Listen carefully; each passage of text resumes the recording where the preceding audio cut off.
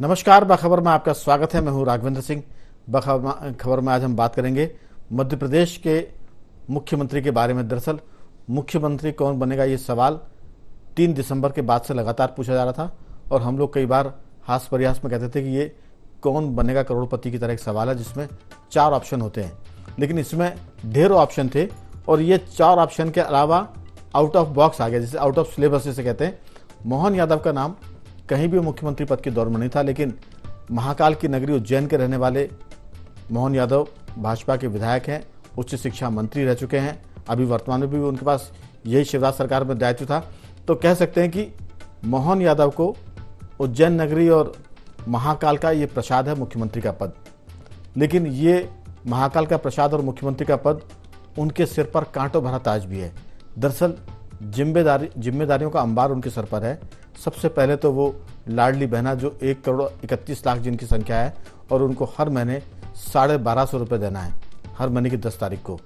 कर्ज में डूबा मध्य प्रदेश, इसके साथ धान कट चुकी मध्य प्रदेश में, और धान की कटाई के बाद मध्य प्रदेश के किसानों को देना है प्रति कुंटल 1,000 रुपये ज़्यादा, 3,100 रुपये प्रति कुंटल धान का MSP भाजपा ने अपने घोषणा पत्र में तय किया था, वादा किया था। इसके साथ किसानों को देना है सरकार को गेहूं के ऊपर 500 रुपये प्रति कुंटल अधिक MSP जो अभी चल रहा है। लगभग 2,700 रुपये प्रति कुंटल के भाव से खरीदना पड़ेगा गेहूं और 3,100 रुपये प्रति कुंटल के लगभग खरीदना पड़ेगा धान। तो ये 2 जिम्मेदारी ऐसी जो आर्थिक है, और मध्य प्रदेश कर्ज में डूबा हुआ है। लगभग 3.5 लाख करोड़ का कर्ज है, जितना बजट है उसी के आसपास कर्ज है। तो ये तो हुआ आर्थिक मामला। लेकिन दूसरा मामला ये कि जो सामाजिक समन्वय है, जो सामाजिक समरसता है, चुनाव इसके बाद तुरंत आ रहे हैं लोकसभा के, उस सामाजिक समरसता और लोगों का दिल जीतने के लिए जो कर्तव्य, जो काम शिवराज सिंह करते थे, अब उन कामों से मोहन यादव की तुलना होगी कि जो पुराने मुख्यमंत्री शिवराज सिंह भाजपा के थे, उस तुलना में मोहन यादव कितना काम कर पा रहे हैं। यानी उन्हें अपनी पार्टी के भीतर के मुख्यमंत्री से रोज तुलना करके अपने नंबर घटाने और बढ़ाने पड़ेंगे। इस पर हम विस्तार से बात करेंगे कि ये मोहन यादव को महाकाल का प्रसाद मुख्यमंत्री का पद पार्टी का आशीर्वाद है, संघ की जो जिसे कहते हैं कि संघ का स्नेह था, जिसके चलते मोहन यादव मुख्यमंत्री के पद के लिए चुने गए, वो संघ के प्रचारक भी हैं। तो बहुत सारी बातें जिन पर हम विस्तार से बात करेंगे, और इस पर चर्चा करने के लिए हमारे साथ मौजूद हैं हमारे वरिष्ठ पत्रकार साथी श्री रमेश शर्मा जी। स्टूडियो में स्काइप पर जुड़ेंगे हमारे साथ ग्वालियर से जयंत तोमर जी, और इंदौर से मध्य प्रदेश की वरिष्ठ पत्रकार जुड़ेंगी जयश्री पिंगले जी।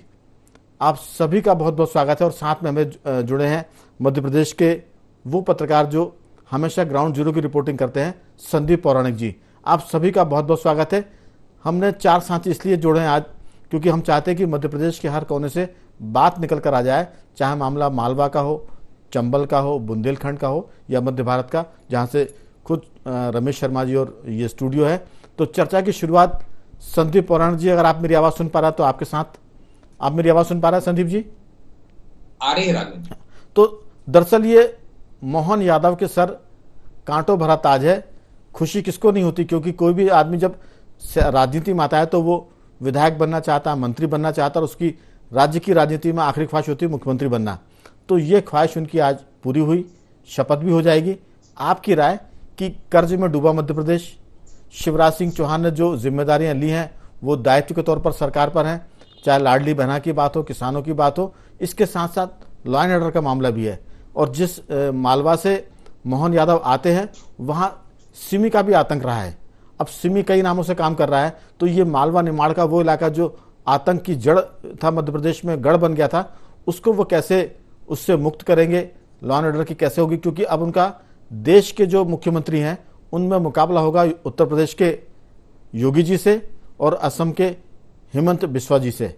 तो आपका सोचना क्या है कि कितना दिल बड़ा कर पाएंगे, कितना ज़्यादा काम कर पाएंगे ताकि शिवराज सिंह के कामों को आगे भी ले जाएं और अपने आप को एक मुख्यमंत्री के तौर पर स्थापित कर पाएं कि लोग कहें कि भाजपा का ये फैसला सही था, उसमें वो खरे उतरे हैं, और संघ ने जो उन पर दाव लगाया है उस पर भी वो ठीक उतर रहे हैं। संघ का मैं इसलिए बार बार जिक्र कर रहा हूं क्योंकि मध्य प्रदेश में भाजपा का संगठन और सरकार दोनों संघ के प्रचारकों के, स्वयंसेवकों के हाथों में है, जिनके मामले में लंबे समय से बात हो रही थी।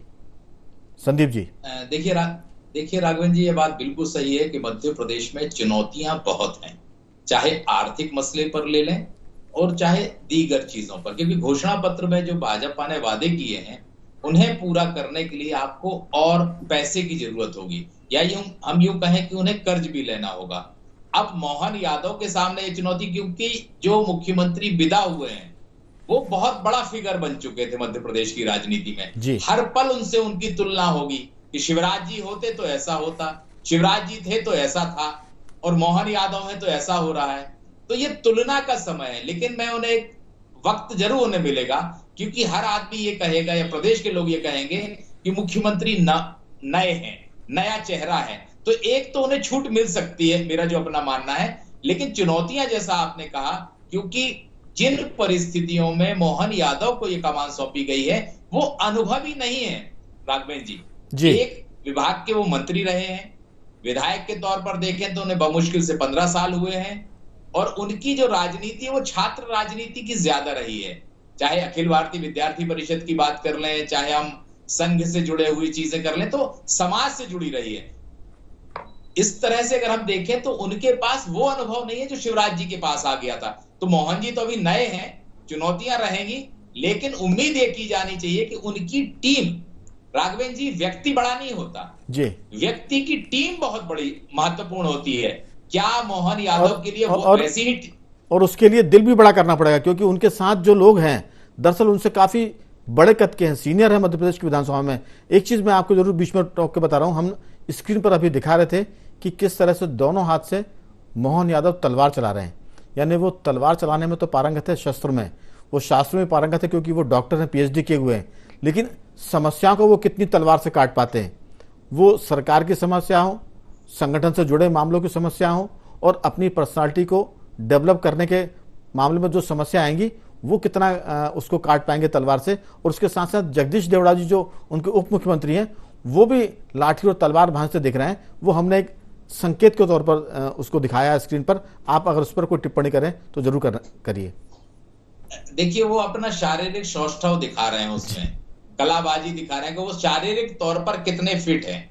अब उनके सामने चुनौती के राजनीतिक तौर पर वो कितने फिट हैं, राज्य के लिए कितना कुछ दे सकते हैं, ये वक्त बताएगा। लेकिन राघवेंद्र जी, एक चीज और है, मध्य प्रदेश में बीजेपी ने सत्ता का हस्तांतरण सीधे तौर पर एक दूसरी पीढ़ी को कर दिया, ये मान लीजिए आप। इससे मोहन यादव हो चाहे प्रदेश अध्यक्ष वी डी शर्मा हो, ये एक ही समकालीन है अपनी छात्र राजनीति के, और हम उम्र हैं। और जिन लोगों को किनारे किया गया वो शिवराज की पीढ़ी है, चाहे शिवराज जी हो, चाहे प्रहलाद पटेल हो, चाहे विजयवर्गीय हो। तो आप ये मान लीजिए कि पीढ़ी का हस्तांतरण है। और जो मंत्रिमंडल भी बनेगा उसमें भी हमें ये तस्वीर देखने को मिलेगी कि जो सत्ता और संगठन के मुखिया जिस तरह के हैं, वो स्थिति मंत्रिमंडल में भी देखेगी। तो कुल मिलाकर के मध्य प्रदेश में नई पीढ़ी के हाथ में सत्ता जा रही है, और उसके सामने चुनौतियां बड़ी होंगी, क्योंकि शिवराज जी ने वो काम किए हैं जिनको आगे बढ़ाना भी चुनौती है, उनको बरकरार रखना भी चुनौती है। और शिवराज जी जैसी कार्यशैली, जो 24/7 काम करने वाले मुख्यमंत्री रहे हैं, वैसा काम करके भी आपको दिखाना होगा। चलती सरकार दिखानी होगी आपको, ठहरी सरकार नहीं दिखानी। बिल्कुल। तो बहुत सारी बातें, चूंकि अभी सामने फिर चुनाव आ गए, लोकसभा के चुनाव सर पर आ गए। हम अगले साल की बात करें तो चुनाव बिल्कुल एक तरह से दिल्ली की सरकार, केंद्र सरकार और राज्य सरकार सब इलेक्शन के मोड पर है। जयश्री जी, आपका ताल्लुक मालवा से है और संयोग से मोहन यादव भी उसी से संबंध रखते हैं। उज्जैन, इंदौर, मालवा की हम बात कर रहे हैं, निमाड़ का जो इलाका है, आप किस ढंग से देखती हैं? हम चूंकि स्क्रीन पर दिखा रहे हैं मोहन यादव की तलवारबाजी, समस्या को वो कितनी अपनी चतुराई से काटेंगे, कितना आगे बढ़ेंगे, जो संदीप जी ने कहा, आपकी राय? जी, बहुत आसान नहीं है उसके लिए, क्योंकि जिस तरह से उनकी ताजपोशी हुई है ये, अगर हम बात करें सरकार चलाने की, तो एक अलग किस्म का उसके लिए स्किल लगेगा, उसके लिए अलग किस्म की एक इफेक्टिव गवर्नेंस देने की जरूरत है। लॉ एंड ऑर्डर सिचुएशन की हम बात करते हैं, या मध्य प्रदेश पर जो कर्जा है, और सबसे बड़ी चीज जो है जिसके तहत चुनाव जीता गया है, लाडली बहना योजना, जो कि बहुत खर्चीली योजना है। और हम देख रहे हैं कि 4 लाख करोड़ तक का कर्जा मध्य प्रदेश की सरकार पर आता हुआ हमें दिखाई दे रहा है। हर व्यक्ति कर्जे में दिख रहा है मध्य प्रदेश का। तो खर्चा बहुत ज्यादा है और अगला चुनाव है और वो लोकप्रियता बरकरार रखनी है। शिवराज जननेता के तौर पर मध्य प्रदेश में इतने सालों तक राज करते रहे हैं, तो उनके समकक्ष, उनके स्तर का एक इतने जल्दी डिलीवर करना किसी भी मुख्यमंत्री के लिए इतना आसान नहीं होगा। और सबसे बड़ी बात कि इतने बड़े बड़े स्टॉलवर्ड्स लीडर उनके आसपास इर्द गिर्द है, चाहे वो कैलाश विजयवर्गीय हो, प्रहलाद पटेल हो, और तोमर जी को तो बना दिया है स्पीकर। लेकिन तमाम बड़े नेताओं के बीच में मोहन यादव जी का चुना जाना और मुख्यमंत्री बनना एक अलग किस्म की जो वरीयता होती है, जो वरिष्ठता होती है, उसके साथ तालमेल बैठाना, और दूसरा जो संघ की अपेक्षाएं हैं उनको पूरा करना, ऐसे बहुत सारे चीजें हैं। और सबसे बड़ी बात है कि वो एक ओबीसी लीडर के बतौर यहाँ पर स्थापित किए गए हैं। और हमें साफ दिख रहा है कि 2024 का जो चुनाव है, सीधा सीधा भाजपा उसको लेकर एक मैसेज देना चाहती है। उनकी ताजपोशी तो मध्य प्रदेश में हुई है, लेकिन निशाना जो है वो मध्य प्रदेश और यूपी, उत्तर प्रदेश और बिहार के पूरे यादव वोट पर है। बिल्कुल। तो ऐसे तमाम चीजों के तहत उनका एक बहुत ही महत्वाकांक्षी और महत्वाकांक्षा के साथ उनकी जिस तरह से ताजपोशी हुई है, तो उनके लिए बहुत बड़ा टास्क है, उनके लिए बहुत बड़ी चुनौती भी है मुख्यमंत्री का पद। जी जैन जी, बहुत जल्दी से मैं आपसे पूछूंगा कि ये सामाजिक सरोकार और सियासी जो दांवपेच है वो तो उससे दो चार होते रहेंगे, लेकिन नौकरशाही के मुद्दे पर भी उनको लड़ना पड़ेगा, क्योंकि नौकरशाही में जिस गति की जरूरत है और नए नेतृत्व के बाद हर कोई अपेक्षा करता है कि स्थितियां बदलेंगी। खासतौर से करप्शन की बात करें, करप्शन को वो जितना घटा सकते हैं उतना बीजेपी के नंबर बढ़ेंगे, क्योंकि ये करप्शन का मामला शाश्वत है। कोई भी सरकार हो, कोई भी मुख्यमंत्री हो, करप्शन हमेशा रहता है, बस वो कभी घटता कभी बढ़ जाता है। आपकी राय क्या चंद्रमा के पूर्ण माने अमावस की चांद की तरह माने अंधेरा होगा या एक तरह से उजाला होगा? अगर जीरो पर आए तो हम समझेंगे कि चांदनी आ गई है, अगर ये बढ़ गया करप्शन तो समझेंगे कि ये घटाटोप बढ़ता जा रहा है। आपकी इस पर राय, नौकरशाही पर और करप्शन पर? जी राघवेंद्र जी, आपने, जयश्री जी ने और संदीप पौराणिक जी ने बहुत से आयामों पर बात रखी है और लगभग सब बात आ चुकी है। ये जो आपने कहा है कि भ्रष्टाचार कम होगा कि नहीं और किस तरह का प्रदर्शन रहेगा, तो मुझे लगता है कि लोकसभा चुनाव तक अभी बहुत कुछ होना बाकी है जी। इतने बड़े बड़े नेताओं के कद छांट दिए गए, तो उनका कहां पर और कैसे उपयोग होगा और आपस में किस तरह से प्रदेश की राजनीति में तालमेल बैठेगा, ये सारी चीजें अभी समय के गर्भ में हैं और इसी पर मोहन यादव को खरा उतरना है। हम सब जानते हैं कि वो हिंदुत्ववादी राजनीति के एक पैरोकार हैं, सिपह सालार हैं और राष्ट्रीय स्वयंसेवक संघ के शताब्दी वर्ष के अवसर पर इस तरह के प्रयोग अखिल भारतीय स्तर पर किए जा रहे हैं। वो एक मुद्दा है, एजेंडा है, उसके तहत सारी चीजें हो रही हैं, ऐसा मुझे प्रतीत होता है। राजस्थान के परिणाम आने से और बहुत कुछ चीजें, कौन मुख्यमंत्री बनता है, इस पे बहुत कुछ स्पष्ट हो जाएगा जी। लेकिन चीजें इस पर, इसके इर्द गिर्द दिखाई दे रही हैं कि राष्ट्रीय स्वयंसेवक का शताब्दी वर्ष है और वहां कुछ न कुछ साबित किया जाना चाहिए। मोहन यादव के सामने चुनौतियों की आपने बात कही है, आर्थिक मोर्चे पर और सामाजिक समरसता को कायम रखने के मोर्चे पर वो कितना काबिल साबित होते हैं, ये अगले 6 महीने में समझ में आ पाएगा। बिल्कुल रमेश शर्मा जी, दरअसल मोहन यादव एक ऐसे मुख्यमंत्री के तौर पर शपथ ग्रहण करेंगे जिनके शपथ ग्रहण करते से ही चुनाव सामने आ गया। यानी परीक्षा कक्षा में आपने प्रवेश लिया और परीक्षा सामने आ गई, तो ये एक कठिन काम उनके पास होगा। लेकिन मेरा सवाल वही है कि विकास काम भी होते रहें, विकास कार्यों के लिए धन की व्यवस्था होती रहे, लाडली बहनों के लिए भी पैसे की व्यवस्था होती रहे, इसके साथ साथ किसानों को भी वो सब दिया जाए जिसका वादा करके बीजेपी सरकार में आई है। एक मुद्दा हो गया।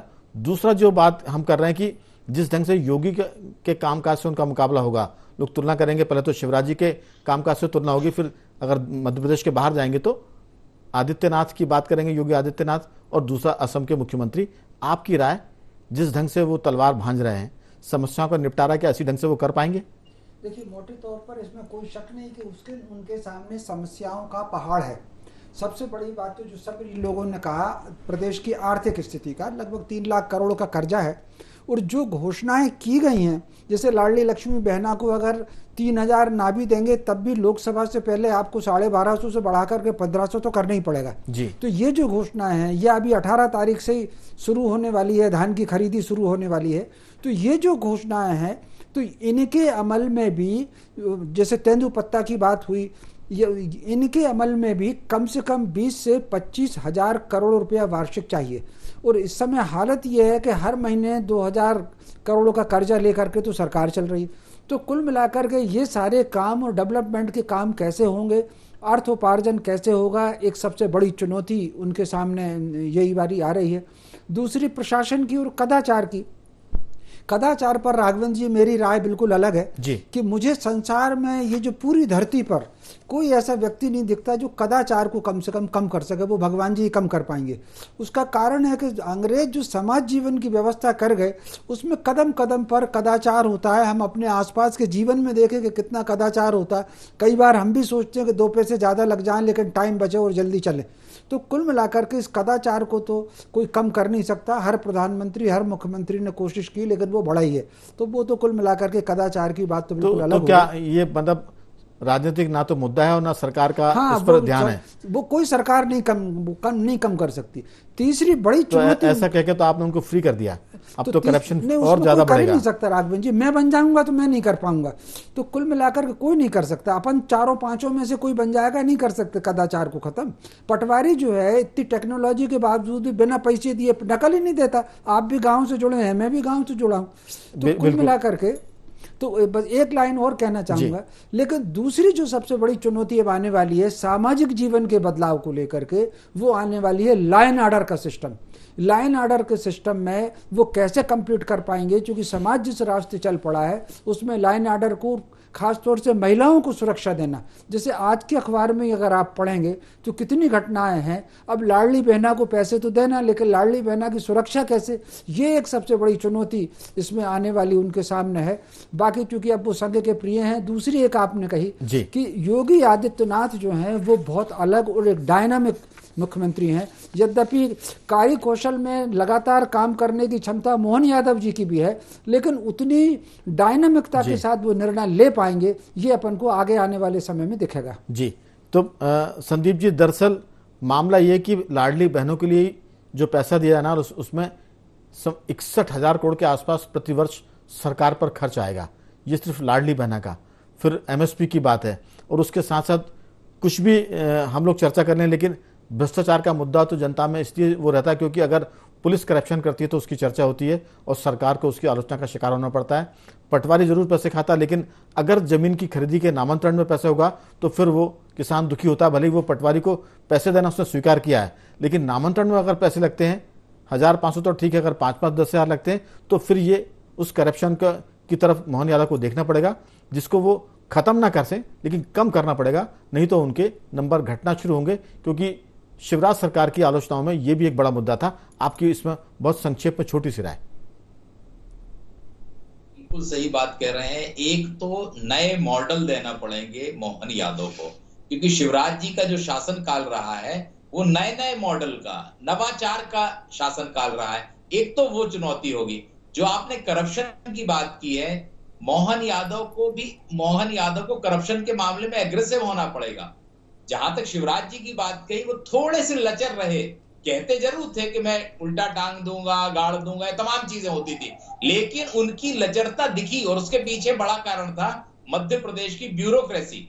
मध्य प्रदेश की ब्यूरोक्रेसी जरूर उनके साथ होती थी, लेकिन उसने वो काम नहीं किया जो शिवराज जी चाहते थे। मुझे लगता है कि ब्यूरोक्रेसी को भी संभाल के चलना होगा मोहन यादव को, और ये बड़ी चुनौती है कि ब्यूरोक्रेसी का वो बेहतर उपयोग कैसे कर पाते हैं। बिल्कुल। जयश्री जी, आपकी राय इस पूरे मामले में? रमेश जी ने इस बात को बहुत गहराई से इंगित किया कि ये जो लॉ एंड ऑर्डर का मामला है, महिलाओं के मुद्दे पर सरकार को कठोर कार्रवाई करनी पड़ेगी, चाहे वो गुंडागर्दी का मामला हो या बाकी। और मैंने शुरुआत में कहा था कि मालवा निमाड़ वो इलाका जहां आतंकवादी गतिविधियां या आतंकी संगठन बहुत सक्रिय है, उनके गढ़ भी हैं। तो करप्शन और क्राइम, इस पर बहुत फोकस की जरूरत है। और नौकरशाही को कैसे वो कंट्रोल करेंगे, क्योंकि अगर ये नौकरशाही बेलगाम रही तो जिसको शिवराज जी उदारता के चलते कंट्रोल नहीं कर पाए, वो कठोरता की बात करते थे लेकिन वो कर्म से उदार थे, वो थोड़े से दयालु भी थे, उसके चलते नहीं। लेकिन अब जरूरत है एक कठोर चेहरे की जो हम बार बार तुलना करते हैं योगी आदित्यनाथ से या असम के मुख्यमंत्री हेमंत विश्वा शर्मा की बात कर रहे हैं, आपकी छोटी सी राय।